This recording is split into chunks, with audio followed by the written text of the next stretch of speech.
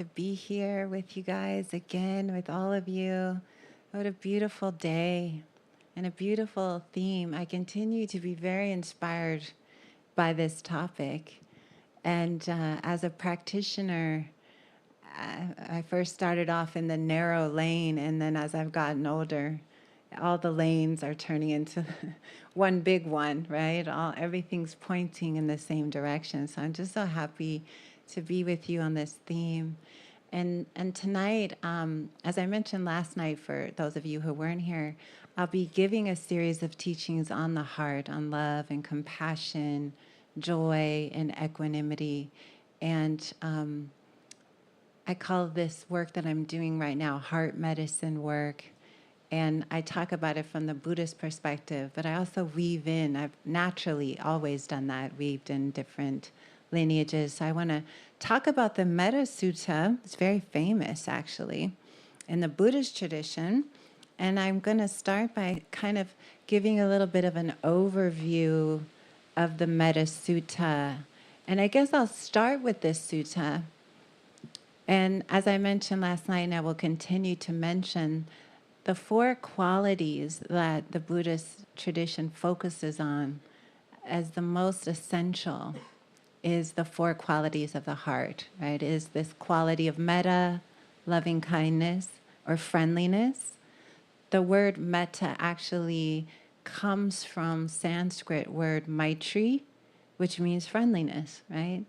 And just a note, some of you might, if you explore Buddhism and Tibetan Buddhism, you might hear of a Buddha called Maitreya Buddha. He sits in a chair. He looks a little different, right? Maitreya is the next Buddha to be prophesied to be coming. And so there's already elaborate practices, and even His Holiness the Dalai Lama talks about, dear Maitreya. When Maitreya arrives, it's like, wow, this is very much a part of their worldview, that there'll be another Buddha to appear, like Shakyamuni. But this Buddha, Maitreya Buddha, will be called the loving kindness Buddha. And he will be focused on the heart. And they say, right as Shakyamuni Buddha's teachings are just about to go out, Maitreya descends from the realm of the 33 God realm, and then spins the wheel of the Dharma. So focused on the heart. So there's an emphasis on this practice.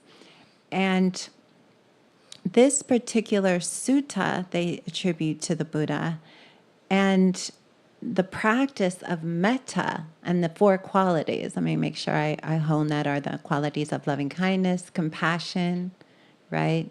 Which compassion is love when it meets pain. That's what compassion is. Sometimes we forget what it is. I know sometimes as a student, I'd be like, what is compassion again? What is that feeling? We have to actually keep practicing in it, keep focusing on it in some way. So when love meets pain, it turns into compassion. When love meets joy, it turns in what we call sympathetic joy. And then equanimity is the fourth of the qualities of the heart, and that is the heart that's able to hold it all. The 10,000 joys and the 10,000 sorrows in every human life. The Buddha talked about you as a human being when you're born. No matter who you are, no matter what background you have, how much money you have, we all have to carry that, right? The joys and the sorrows of being alive, of being human. It's not easy here. It definitely is not easy. So these four qualities, these four heart qualities, are referred to, as some of you may know, as the four Brahma Viharas. And the word again, Brahma, means like godly, the Brahma heavenly, the Brahma realms are the heavenly realms, as depicted in both Hinduism and Buddhism. And then Vihara means vehicle. So these four qualities are a heavenly vehicle for your mind. And I like that, right? So we're riding, when we're working with these qualities, we're riding in a heavenly vehicle. Our consciousness is resting in a heavenly vehicle. And so these teachings are very, very important. As you know, or maybe you don't know, the Dalai Lama was once asked about his religion, and he goes, "My religion is kindness. That's my religion. I'm not interested in propagating Buddhism. Mostly what we're propagating is a good heart. Do we have a good heart, right? And if we feel that we could work on it, we can work on it. That's what I like also about the Dharma. There's strategies, and in Hinduism and all these are practices that we can remember. How do I activate this again? And like anything in our practice, one area becomes stuck or dormant or frozen or really shut down, and we feel the effects of that. We feel like, wow, I'm not riding in that heavenly vehicle right now. I'm in some other vehicles and the wheels are broken and it's not a good ride. It's not a joyful ride, right? And so we can practice, and that's what I love. Practice, practice. And the heart practices are at the core of what I teach and what I hope that the world remembers at this time. It's almost like we forget the heart, right? Everything in our culture becomes very mind dominated. The science takes over. And that's okay. We need science. We need that. But we also need this incredible wisdom that only can come from embodied heart people. And you know how you meet someone and you might refer to them as like, wow, that person really lives in their head. And then you meet someone, you go, wow, I felt their heart coming toward me way from across the room. It's like this energy, there's a warmth in it, right? And that's real. When you lead with the heart, you lead with an embodiment, an embodied presence. And you can't buy that.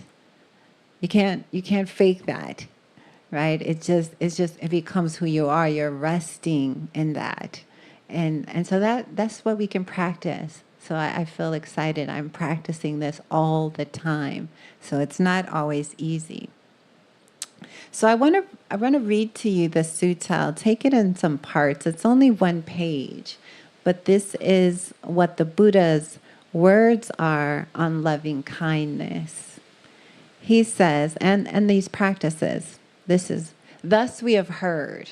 We start all the suttas with that.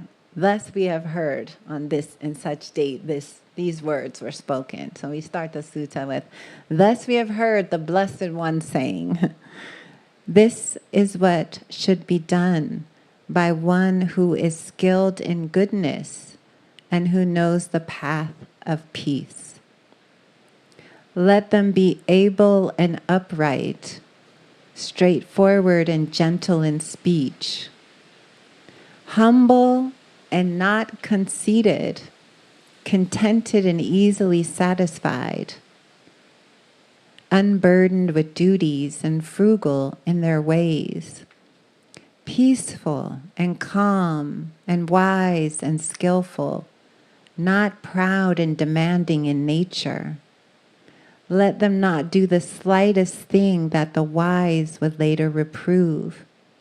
Wishing in gladness and in safety, may all beings be at ease. Whatever living beings there may be, whether they are weak or strong, omitting none, the great or the mighty, medium, short or small, the seen and the unseen, those living near and far away, those born and to be born, may all beings be at ease. So I like that. Here he's saying all beings, right? And he goes on here and saying, let none deceive another or despise any being in any state. Let none through anger or ill will wish harm upon another. Even as a mother protects with her life her child, her only child, so with a boundless heart should one cherish all living beings, radiating kindness over the entire world, spreading upwards to the skies and downwards to the depths, outwards and unbounded, freed from hatred and ill will, whether standing or walking, seated or lying down, free from drowsiness, one should sustain this recollection. This is said to be the sublime abiding. By not holding to fixed views, the pure-hearted one, having clarity of vision, being freed from all sense desires, is not born again into this world. Amen. Hallelujah. And I like this, right? But it's a tall order, right? Love every being.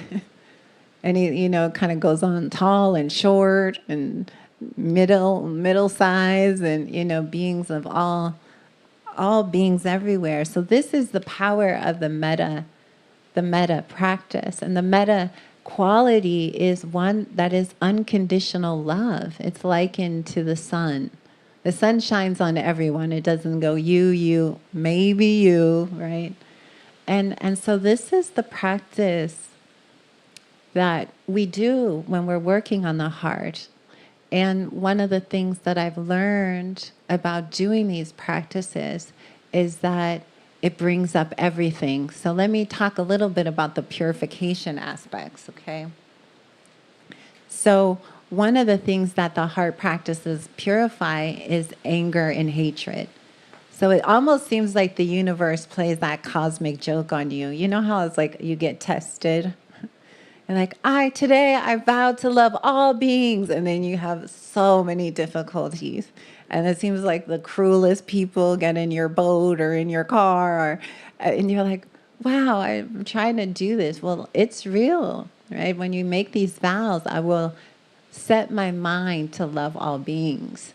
All beings show up. All beings show up. And I remember I learned this many years ago. I was working on a project in downtown Oakland, California. So if somebody here knows California, Oakland is a little bit, it's like a hotbed of, it's a lot of activism, it's feisty, but a great heart, right? And it's urban. People are scared of Oakland, right? They're like, oh no, people on this side of the bridge, don't go to Oakland. And there's just a lot going on, like any big city. But I'm one of those people that loves Oakland and lived there for many years. And so we started a meditation center in downtown Oakland. And for 3-4 years, I worked on it. And it was a generosity-based meditation center rooted in mindfulness. And I remember I had all these aspirations, for years before planning. And then when we opened, and I was like, I'm going to love all beings, every being, I had these ideas. And then as we tried to open up and we were doing everything, it was like all beings there was a lot of feedback. The Spanish-speaking community wanted all the signs translated, right? The two-spirited community, these bathroom signs, no. The Korean community came in, they wanted things like this. It was like all beings had demands. And I was standing there being like, oh my God, I'm doing this for free, everybody. I'm getting, and I was doing this all as an offering. And I remember I was really having a hard time, opening to all the requests, trying to meet the needs of everybody. And it was like my heart had to grow. I didn't realize I was shrinking, getting the defended heart. Our hearts we talked about this in the workshop today, can get walled up and calcified, right? Where we can get very hard. We can look nice on the outside, but we're like a tiger in there, right? And we have all these walls. And this was hitting a lot of my walls. But, as a student of the Dharma, you want to see this. And I remember I said, I can't do this. I need to practice metta. So I went up for a cabin for a couple of months. I pulled away because I was suffering. I was suffering, and I thought, this is my dream come true, to serve all beings. Why am I hating all the beings here? This is not good. This has gone really wrong, right? My practice is in the wrong road here. But I was humble enough to say, okay, I can work on this. I can practice this. So I remember going up to this cabin, and wow, it was a lot. And just working with my heart. And there was tears. Oh, there were tears. And there was anger.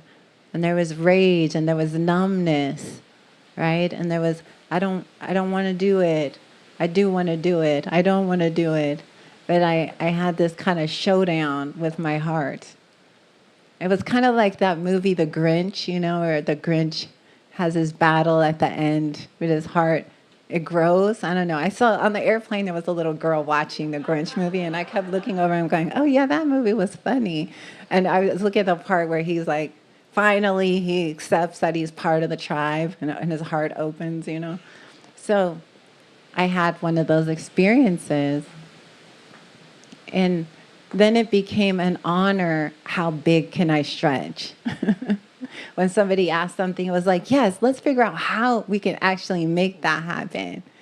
And with that shift of just like expanded, my heart was able to meet the people in a different way and meet myself in a different way. And it was then that I saw a lot about the power of how diversity actually pushes our heart to expand. What we think is the other actually becomes the teacher, right? How could I serve? How good can I make this for all beings? So I just wanted to share that story because I learned a lot in that process. So metta is a training. When we do formal metta practices, we imagine ourselves and we say these phrases over and over. The practice is like you're sitting in front of yourself going, may I be happy. May I be peaceful. May I be safe. May I be healthy and strong. You say these phrases over and over, and it's as if everything starts to purify the rage. You'll never be happy, right? And then the sadness, when we start to connect to ourselves, there's actually a lot of sorrow. It's almost like a reconnection. It's like you were lost from home. And then you start coming back toward your home, and you're like, how long have I been away? Because a lot of us are like that. I like to look at it almost as if I once went through a period where it was like I was separated, from my flock. And that feeling of being alone. It's like a child when they lose their mother. Have you remember that experience? If you grew up and you didn't see, you're in a marketplace or something, you lose sight of your mother, maybe for a minute, and this panic of being separated from your family. And then when you're reunited, there's that relief of like, oh, I found myself.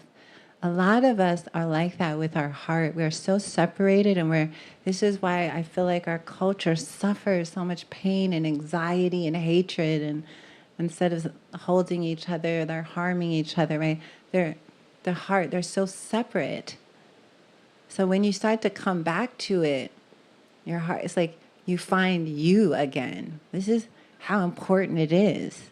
It's like we're all disassociated, and in that disassociation, there's panic. There's a panic culture. We're a panic people that can't find, where do I go? What do I do? What's happening? And we spin in that, right? And we get lost. So metta is a way that brings us back to our flock, the heart, right? With all the other hearts. And it's like, hey, where you been for so long? And we go, oh, lost in my head, separated from my body, lost here. So metta, I feel like metta practice is so important. And that's why Maitreya, the future Buddha, is coming to embody it, right? To bring the flock back home into our heart, into our bodies.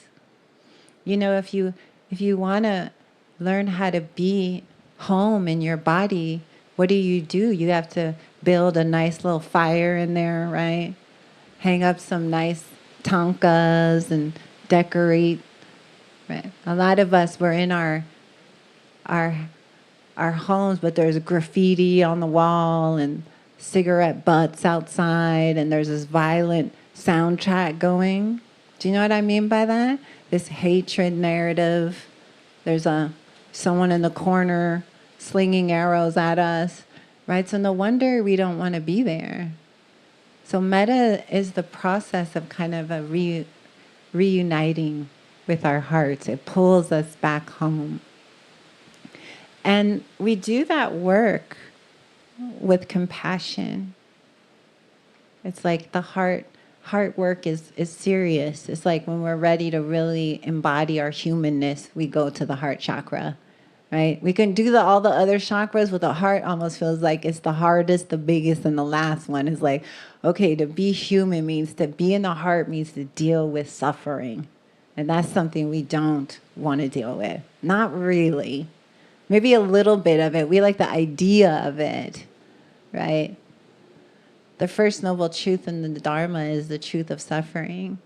Everyone wants to be liberated, but nobody wants to deal with the first noble truth. We always say that, like anything but pain. You know, even here we come, we do hope to escape ourselves in some way, right? But wherever you go, there you are.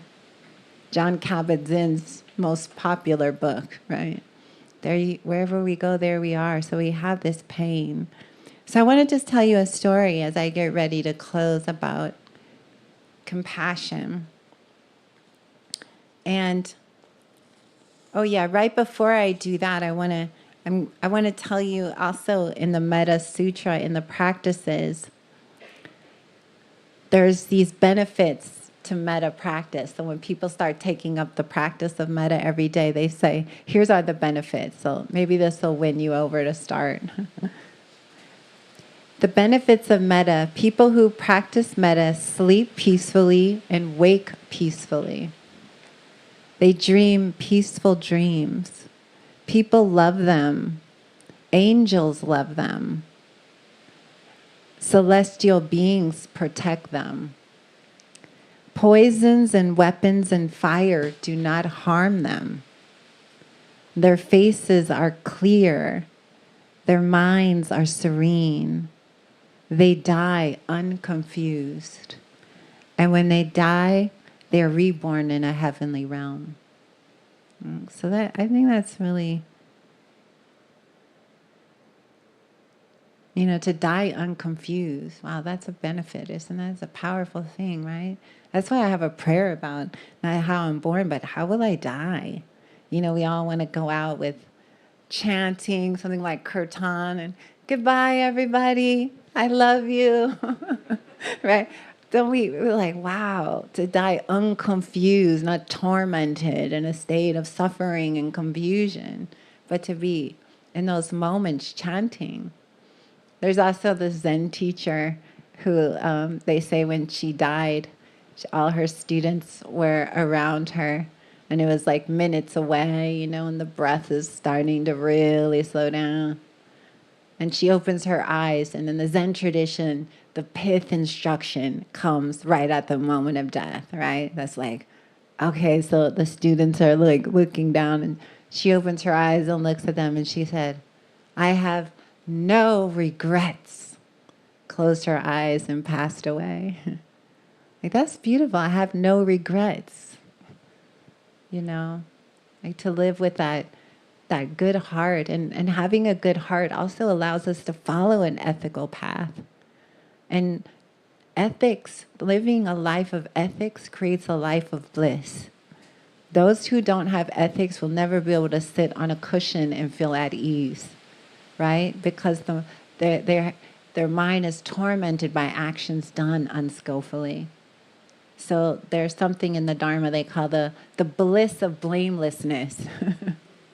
It's called the bliss of a clear conscience, the bliss of a life lived fully for love, right? Now we're not hurting others. We're not living in ways that our own hearts can't stomach.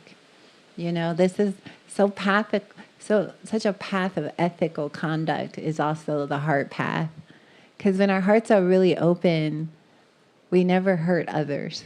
When we're really in our body and we're really in our heart, we don't harm other beings.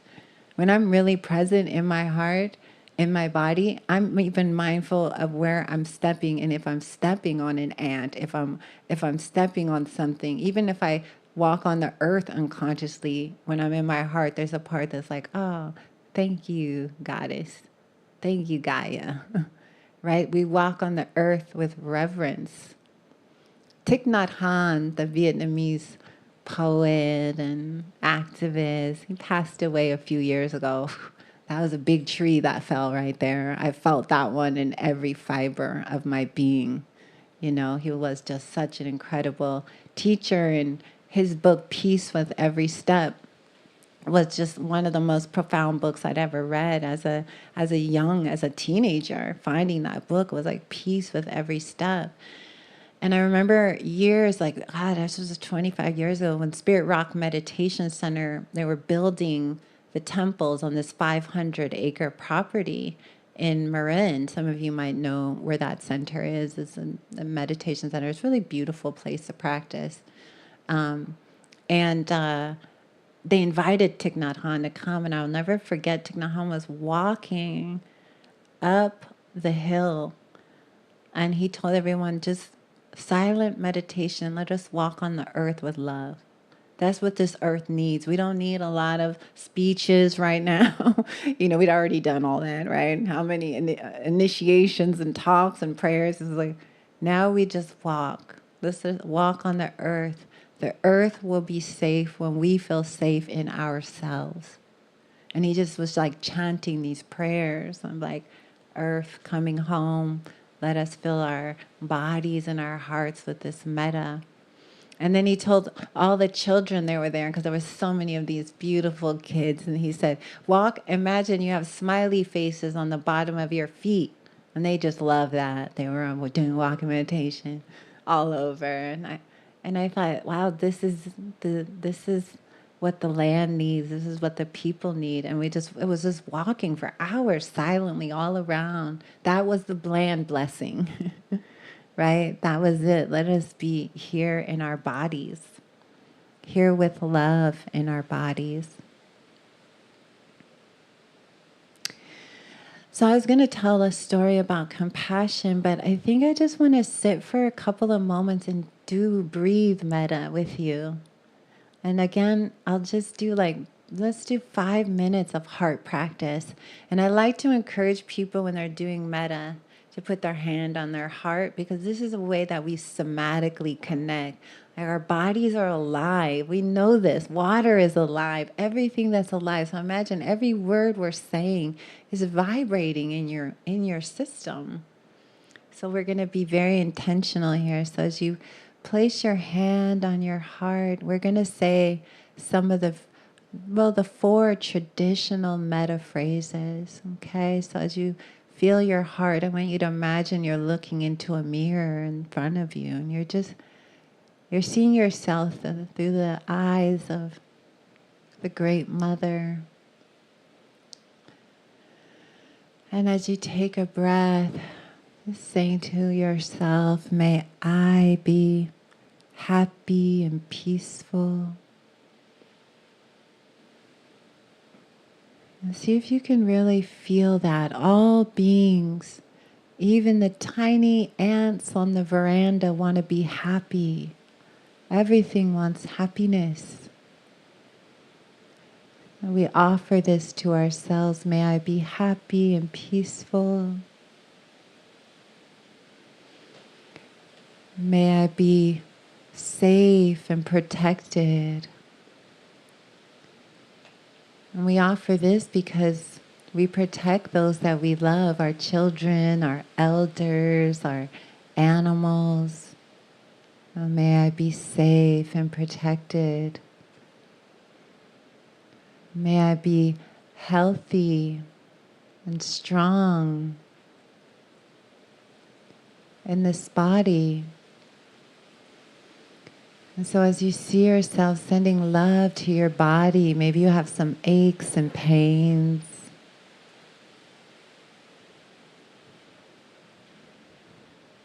May my body be healthy and strong.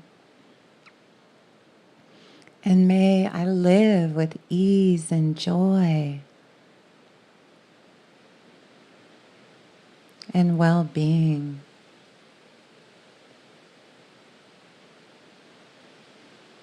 May I live with ease and joy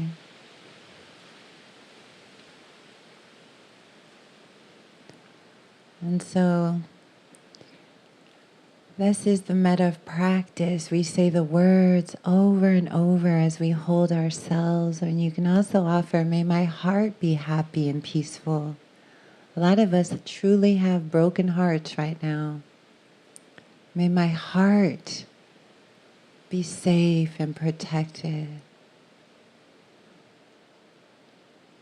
May my heart be healthy and strong in this body.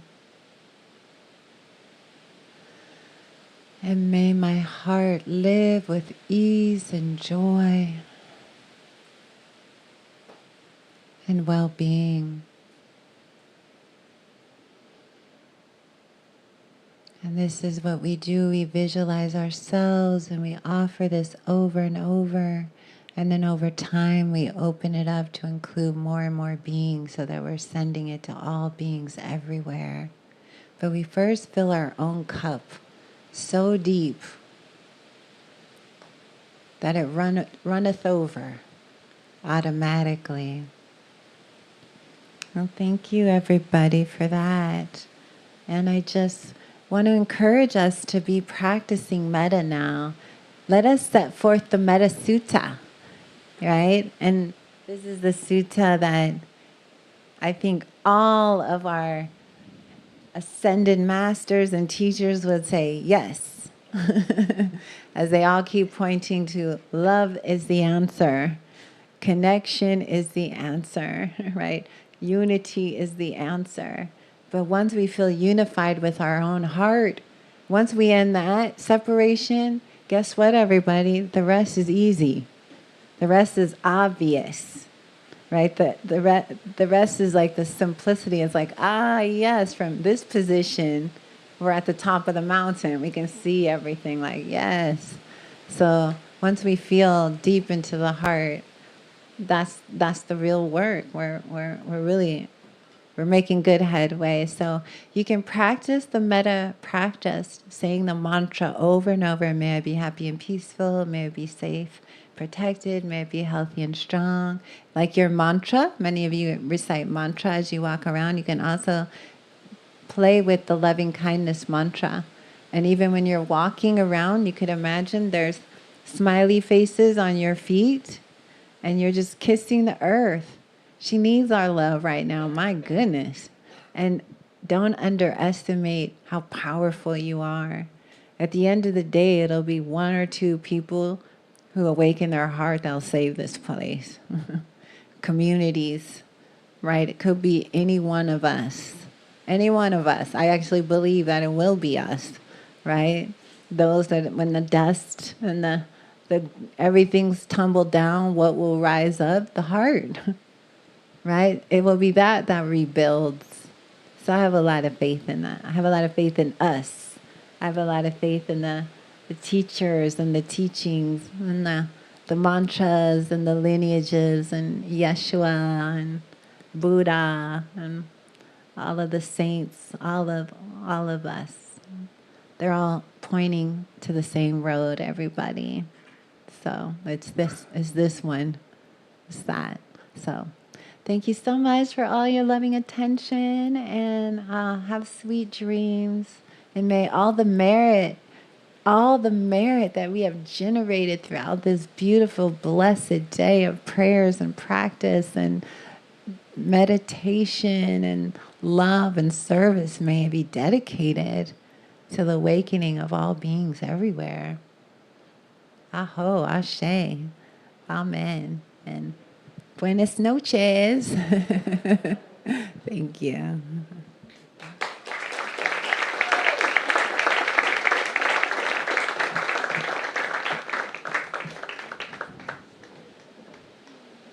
So I'd like to thank very much Spring Washam for this beautiful presentation tonight. Let's give her another very big hand.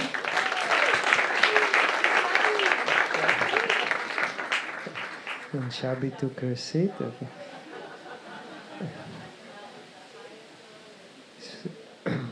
Is testing your love for all beings.